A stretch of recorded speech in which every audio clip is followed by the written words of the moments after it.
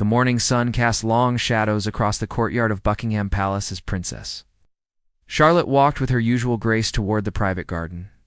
At 9 years old, she had learned to navigate the palace corridors with the quiet confidence expected of her position. Yet she maintained the curiosity that made her beloved among the staff.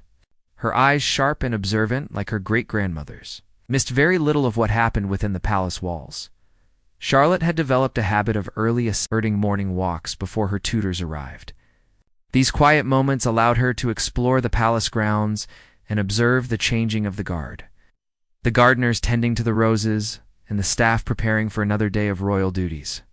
On this particular morning, something unusual caught her attention near the East Wing corridor, a section of the palace rarely visited by family members. She noticed Tom Parker Bowles, Camilla's son from her first marriage, speaking in hushed tones with a man she didn't recognize.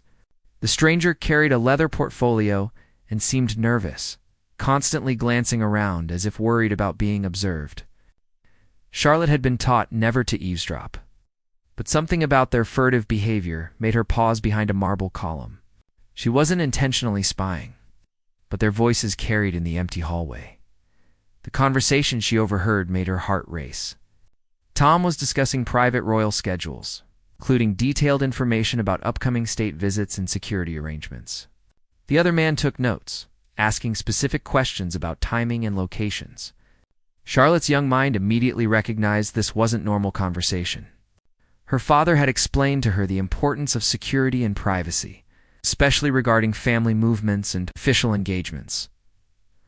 What troubled her most was hearing Tom mention payments for information. The stranger asked about the reliability of future details. Tom assured him that his position as Camilla's son gave him access to information that would be valuable to certain publications.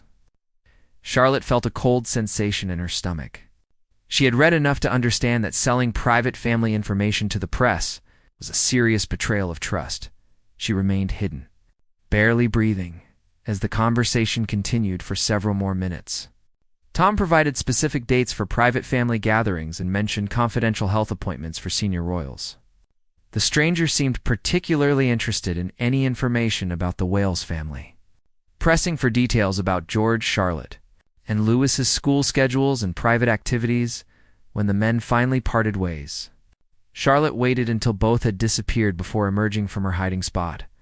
Her hands trembled slightly as she processed what she had witnessed. She knew this information needed to reach someone trustworthy, but she also understood the delicate position this put her in.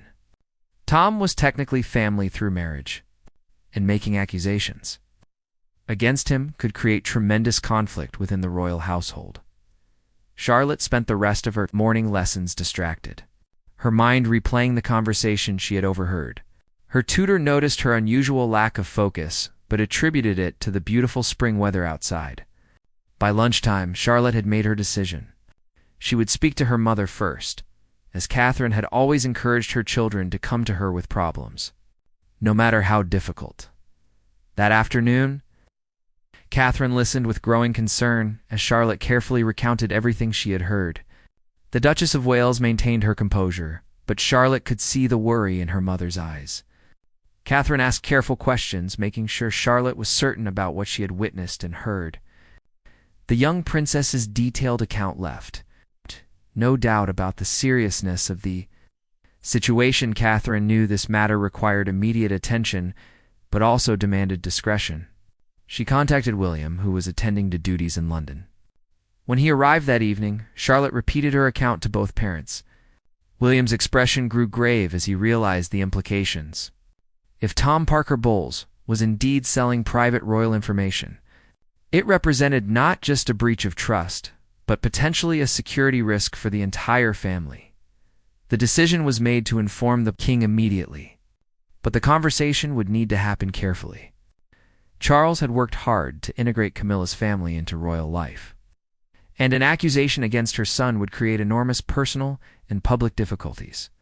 However, the safety and privacy of the family had to take precedence over personal feelings and family politics. The following morning brought an unexpected development that would make the situation impossible to ignore. William had arranged a quiet meeting with the head of royal security to discuss Charlotte's observations before approaching his father. They gathered in a secure room in Clarence's house, where such sensitive matters could be addressed without fear of being overheard by staff or recorded by hidden devices. Security. Chief Marcus Thornfield had served the royal family for over 20 years. His reputation for discretion and competence made him the perfect person to handle this delicate investigation. As William explained the situation, Thornfield's expression remained professionally neutral, but his questions were pointed and thorough. He asked Charlotte to describe the unknown man in detail, the exact location of the meeting, and any other observations she could recall. Charlotte proved to be an excellent witness. She remembered that the stranger wore a distinctive watch and carried a worn leather portfolio with golden initials. Her description of the man's nervous habits, the way he kept pushing his glasses up his nose and shifting his weight from foot to foot, gave Thornfield confidence that she was recounting genuine observations rather than imagination. Thornfield explained that before making any formal accusations. They needed evidence beyond Charlotte's testimony. He proposed monitoring Tom's movements and communications for a brief period to either confirm or dismiss the allegations. William agreed, though he emphasized the need for absolute secrecy. If word leaked that they were investigating Camilla's son, the media frenzy would be uncontrollable. Before they even knew the truth, the security team worked with quiet efficiency over the next 3 days. They discovered that Tom had indeed been meeting regularly with Marcus Webb, a freelance journalist known for paying sources for exclusive royal stories. Bank records, obtained through proper security channels, showed unusual deposits into Tom's account that coincided with major exclusive stories about the royal family published in various tabloids. Most damning was the discovery of encrypted messages on Tom's phone discussing upcoming private events. The security team found communications detailing Prince Louis's birthday party plans, Charlotte's ballet recital schedule, and even confidential medical appointments for senior royals. Each piece of information had appeared in tabloid stories within days of being discussed in private family settings. Thornfield presented his findings to Torium in a comprehensive but disturbing report. The evidence was clear and irrefutable. Tom Parker Bowles had been systematically selling private family information for substantial sums of money over the past 8 months. The betrayal was extensive and deliberate. Far worse than Charlotte's initial observation had suggested, William faced an agonizing decision. He needed to inform his father immediately, but he also knew this would devastate Charles. The king had worked tirelessly to present a united family front after his marriage to Camilla, defending her children against criticism and including them in family occasions. Learning that his stepson had been betraying the family, trust for money would be both personally wounding and politically damaging. The meeting was arranged for the following afternoon in the king's private study at Buckingham Palace. Charles had been told only that William needed to discuss a serious security matter. When William arrived with Thornfield and the evidence portfolio, the king sensed immediately that something grave had occurred, as Thornfield laid out the findings. Charles's face went through a transformation of emotions. Disbelief gave way to shock, then to a deep sadness that seemed to age him before their eyes. He asked pointed questions about the evidence, hoping perhaps to find some alternative explanation, but the facts were undeniable. His stepson had betrayed the family's trust in the most calculated manner possible. Charles requested time alone to process the information before deciding how to proceed. William understood his father's need for space, but emphasized that action needed to be taken quickly. The longer they waited, the more information could potentially be leaked, and the greater the security risk to the entire family, especially the children. That evening, Charles had the painful task of informing Camilla. Their private conversation was heard by no one, but those who saw the Queen afterwards noted her pale complexion and visibly shaken demeanor. She had been blindsided by her son's actions and faced the terrible position of being caught between her husband's family and her own child. The decision about how to handle Tom's betrayal required careful consideration of multiple factors. Charles called a private family meeting that included William, Catherine, and several senior advisors. Camilla was notably absent, having requested time to speak with her son directly before any official action was taken. The palace faced a difficult balancing act. On one hand, Tom's actions represented a serious breach of trust and potentially endangered the family's security. On the other hand, handling the situation poorly could create a public relations disaster and deepen divisions within the family. The tabloids would feast on any family conflict, especially one involving Camilla's children. Senior advisor Lord Chamberlain proposed a quiet resolution where Tom would be cut off from all palace access and private family information. But the matter would not be made public.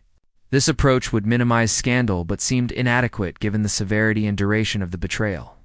William argued forcefully that such a response would send the wrong message about accountability and might even encourage future breaches. Catherine, speaking for the first time in the meeting, made a compelling point.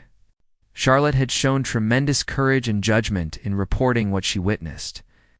If the family's response was to simply sweep the matter under the rug, what message would that send to their daughter about the importance of speaking truth to power? The children were watching how their parents handled difficult situations, learning lessons about integrity and consequences. The discussion was interrupted by an urgent message from Thornfield. His team had intercepted new communications, suggesting that Tom was preparing to sell an even more sensitive piece of information. He had somehow learned about a planned private medical procedure for a senior royal and was negotiating with multiple outlets for the exclusive story. The situation had escalated from a matter of past betrayals to an immediate threat. This development forced an immediate decision. Charles authorized Thornfield to confront Tom directly and demand the return of any royal information in his possession. The confrontation would happen that afternoon, before any more damage could be done. William insisted on being present, wanting to see firsthand how Tom responded when faced with evidence of his actions.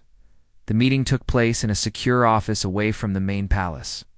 Tom arrived expecting a routine discussion about an upcoming family event. Part of the cover story used to arrange the meeting. His confident demeanor crumbled the moment he saw William's stern expression and Thornfield's formal presentation of evidence.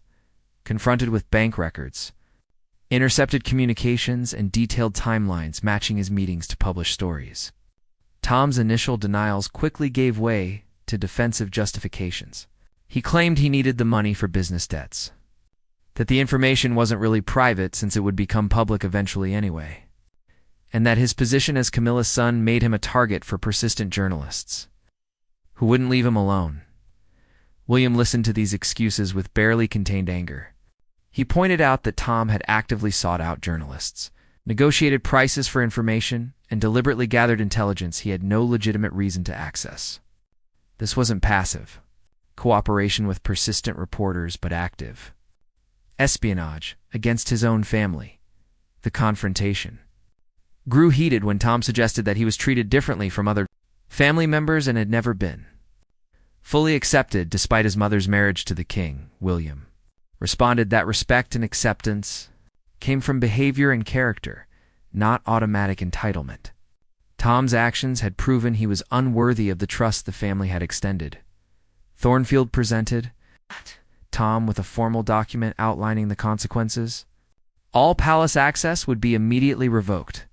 Tom would be prohibited from attending any private family gatherings and would have no contact with the Wales children. A comprehensive security review would be conducted to determine what information he had accessed and to implement new protocols preventing similar breaches. Furthermore, the document stated that if any additional royal information appeared in the press that could be traced to Tom, the family would pursue legal action for breach of confidentiality and potentially prosecution. Under official secrets legislation, the palace legal team had determined that Tom's actions could fall under existing laws. Protecting royal security, Tom signed the document with shaking hands, the reality of his situation finally penetrating his defensive attitude. He asked weakly about his mother and whether he would be allowed to see her. William responded that Camilla's relationship with her son was her personal matter, but Tom should not expect her to intercede on his behalf or change the consequences he now faced. The aftermath of Tom's confrontation sent shockwaves through the extended royal family. Camilla faced the heartbreaking task of reconciling her love for her son with the reality of his betrayal. She met with Charles privately that evening, a conversation that those close to them described as one of the most difficult of their marriage. Camilla accepted that her son's actions were indefensible and that consequences were necessary.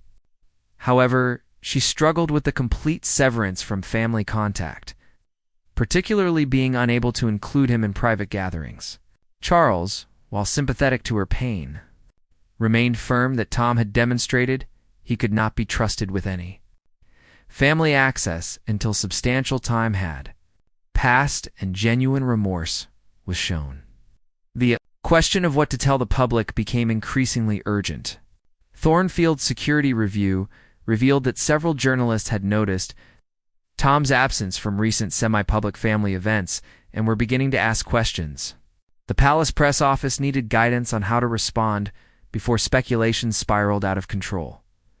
Princess Charlotte, meanwhile, had been kept informed in age-appropriate ways about what was happening.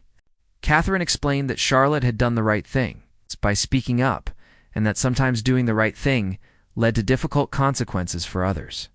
Charlotte struggled with guilt, wondering if she had destroyed a family relationship by reporting what she saw. William sat with his daughter one evening and explained something important.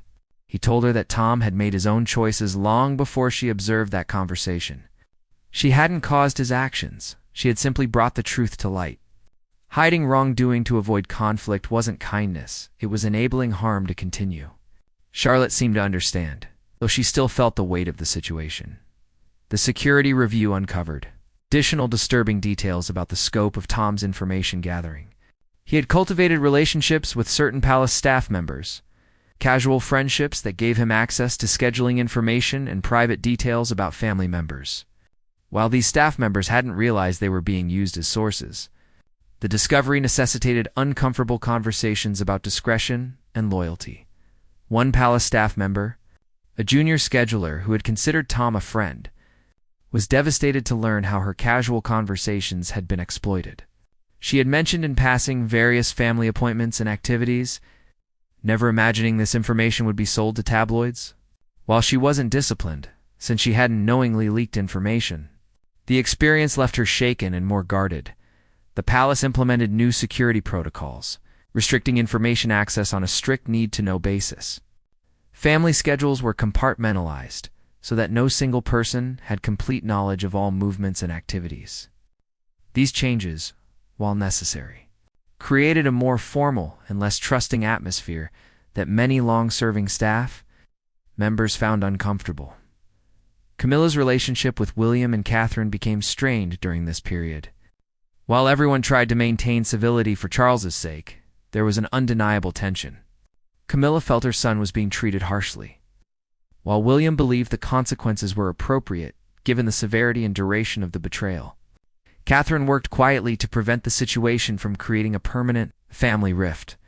The press eventually noticed Tom's complete absence from any royal context. Speculation began appearing in various publications about a falling out between Camilla's family and the Windsors. Some journalists perhaps fed information by Tom himself in a last attempt at relevance, published stories suggesting Tom had been unfairly excluded due to class, prejudice, or jealousy. These false narratives forced the palace's hand. The communications team drafted a careful statement acknowledging that Tom Parker Bowles no longer had access to royal residences or private family functions due to a breach of confidentiality. The statement was deliberately vague about details, but firm enough to shut down speculation about the reasons for his exclusion. The public reaction was mixed. Some people expressed sympathy for Camilla, while others felt vindicated in their skepticism about integrating her family into royal life. Social media discussions ranged from support for the family's firm stance on privacy to criticism of what some perceived as harsh treatment of Camilla's son. Throughout this tumultuous period, one unexpected source of strength emerged. Princess Charlotte's maturity and grace impressed everyone who knew the full story. She never sought attention for her role in exposing the betrayal and seemed genuinely concerned about the healing of family relationships. Her behavior reminded senior royals of Queen Elizabeth II's early wisdom and composure, the royal guard who had been on duty the morning Charlotte overheard Tom's conversation, was interviewed as part of the security review. When he learned that the young princess had witnessed and reported such a significant breach, he expressed amazement at her courage and judgment. He admitted that even experienced security personnel sometimes struggled with knowing when to report suspicious behavior versus maintaining discretion. 3 months after Tom's confrontation and expulsion from royal circles, the family continued dealing with the consequences of his betrayal. The palace had successfully minimized public scandal, but the internal wounds remained fresh. Camilla's pain was evident to those close to her. Though she maintained her public duties with characteristic dignity, Tom made several attempts to contact his mother directly. Bypassing the official restrictions, these communications ranged from apologies to accusations, suggesting he was still processing his own role in the situation. Camilla consulted with Charles about each contact. Trying to navigate her dual loyalties as wife and mother, Charles suggested that Camilla could maintain a personal relationship with Tom separate from royal family dynamics. But she needed to be extremely careful about what information she shared. Any detail about family members, schedules, or private matters was off limits in her conversations with her son. Camilla agreed, understanding that rebuilding trust would be a long, difficult process. The security team continued monitoring for any signs that Tom might attempt to sell additional information or retaliate through press contacts. They discovered that several journalists who had previously paid Tom for information were now offering him money for a tell-all interview about his exclusion from the royal family. To his credit, Tom declined these offers, perhaps finally understanding that further betrayals would make any future reconciliation impossible. Princess Charlotte observed these developments with the wisdom of someone older than her years. She noticed her grandmother Camilla's sadness and asked her mother if there was anything she could do to help. Catherine explained that sometimes the consequences of serious mistakes took time to heal, but that Charlotte could show kindness to Camilla by being warm and loving, reminding her that she remained a valued family member. Charlotte took this advice to heart.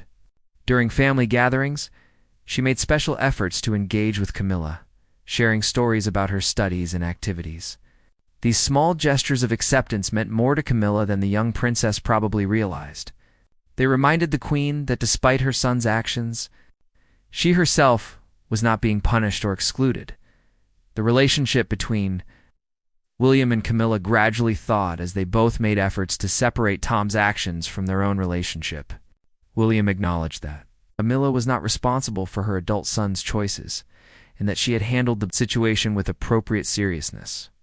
Camilla appreciated William's firm but fair approach and his willingness to maintain family unity despite the betrayal. An unexpected complication arose when Tom's financial situation deteriorated significantly. Without the income from selling royal information and having lost certain social opportunities tied to his royal connections, he faced genuine economic hardship. He approached his mother for help, creating a dilemma about whether providing financial support would appear to minimize the seriousness of his actions. Charles and Camilla discussed this situation at length. They decided that Camilla could provide limited financial assistance to prevent her son from becoming destitute, but it would come with strict conditions. Tom would need to demonstrate he was seeking legitimate employment and would agree to regular check-ins with a counselor about his choices and their consequences. This measured approach reflected the family's attempt to balance accountability with compassion. Tom's actions had caused real harm and broken trust, but completely abandoning him might prevent any possibility of genuine reform and reconciliation. The conditions placed on assistance were designed to encourage responsibility rather than enable continued poor judgment. The palace staff who had inadvertently provided Tom with information through casual doodle friendships received additional training about security awareness. The sessions were framed not as punishment but as education about how seemingly harmless conversations could be exploited. Several staff members appreciated this approach, feeling it helped them understand the bigger picture of their roles in maintaining family privacy. Charlotte's role in the situation became something of a teaching moment for George and Louis as well. Catherine used the situation to discuss with all 3 children the importance of speaking up when they witness something wrong, even when doing so might cause discomfort or conflict. She emphasized that integrity sometimes required difficult choices, and that protecting family meant more than just avoiding arguments. The broader royal family also drew lessons from the incident. At a private gathering of senior royals, there was frank discussion about the challenges of integrating extended family members through marriage, while maintaining necessary security and privacy standards. The conversation led to clearer guidelines about information access and expectations for all family members, regardless of their connection to the core royal line. 6 months after the initial confrontation, clear patterns had emerged, showing how the family had changed and adapted. Tom had begun working with a family business consultancy, a position secured through his own professional contacts rather than royal connections. He maintained limited contact with Camilla, respecting the boundaries that had been established while slowly working toward potential future reconciliation. The security protocols implemented after the breach had become standard practice, with staff and family members adapting to the new normal of compartmentalized information. While some initially found the changes restrictive, most acknowledged that the enhanced security provided better protection for everyone, especially the children. Princess Charlotte had returned to her normal routine of studies, activities, and royal duties appropriate for her age. Those who knew the full story of her role watched her with new respect, seeing in her character traits that would serve her well in future royal responsibilities. She had demonstrated that even young royals could make difficult but necessary choices when circumstances demanded. The incident had strengthened certain family bonds while altering others. William and Catherine's trust in their daughter's judgment had been validated, and they made efforts to ensure all their children understood they could come to their parents with concerns. No matter how serious or uncomfortable, the Wales family emerged from the situation more united and clear about their values. Camilla's position within the royal family had been tested, but ultimately reaffirmed. Her handling of the situation, supporting appropriate consequences for her son while maintaining her own dignity and responsibilities, earned respect from family members who might have previously maintained some distance. She proved that personal loyalties and royal duties could be balanced, even in painful circumstances. The public never learned the full details of what Charlotte had witnessed or the extent of Tom's information selling. The palace's careful management of the story meant that speculation eventually died down without complete revelation of the facts. This discretion protected both Charlotte from unwanted attention and Camilla from more intense public scrutiny. Tom himself showed signs of genuine reflection on his choices. In private conversations with his mother, he acknowledged that financial pressure didn't justify betraying family trust, and that he had allowed resentment and entitlement to guide his actions. Whether this represented permanent change or temporary contrition remained to be seen, but it was at least a starting point. The relationship between Tom and the broader royal family remained severed, with no immediate prospect of restoration. Charles had made clear that rebuilding trust would require years of demonstrated changed behavior, not just words of apology. Tom's complete exclusion from family events continued, a constant reminder of the consequences of his actions. Charlotte occasionally thought about that morning when she had overheard the conversation that started everything. She understood now more fully what her observation had set in motion and the importance of what she had done. Her parents assured her that she had protected the family, particularly her younger siblings, from ongoing privacy violations that could have had serious security implications. The palace staff member who had unknowingly provided information to Tom eventually recovered from her distress about being manipulated. She became one of the most security-conscious employees, often helping train new staff about maintaining discretion. Her experience became a cautionary tale shared within palace circles about how trust could be exploited. As the first anniversary of the incident approached, the royal family had reached a new equilibrium. The immediate crisis had passed, appropriate consequences had been implemented, and everyone had adjusted to the changed circumstances. The situation had tested the family's values and their commitment to both privacy and accountability. Camilla privately marked the anniversary by writing a long letter to Tom, never sent, but serving as her own processing of the year's events. In it, she expressed her continued love for him as her son, while acknowledging the pain his actions had caused and her acceptance, that trust, once broken, required patient effort to rebuild. The letter helped her clarify her own feelings about balancing maternal love with recognition of serious wrongdoing.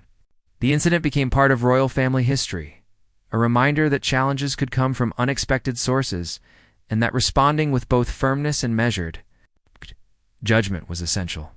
Future historians studying this period would note how a young princess's observation and courage had prevented ongoing security breaches and demonstrated the importance of maintaining standards regardless of personal relationships. For Charlotte, life returned to the rhythms of education, family time, and gradual preparation for future responsibilities. But those close to her noticed a subtle maturity. It's a deeper understanding that being royal meant sometimes making difficult choices for the greater good. She had learned young that duty and personal feelings sometimes conflicted, and that choosing duty, while painful, was the foundation of real leadership. The royal guard, who had been on duty that morning, never forgot the day a 9-year-old princess demonstrated more integrity and courage than many adults would have shown. When asked years later about memorable moments in his service, he would quietly mention the morning he witnessed a young royal learn one of monarchy's hardest lessons, that protecting the institution sometimes meant exposing uncomfortable truths, regardless of the personal cost.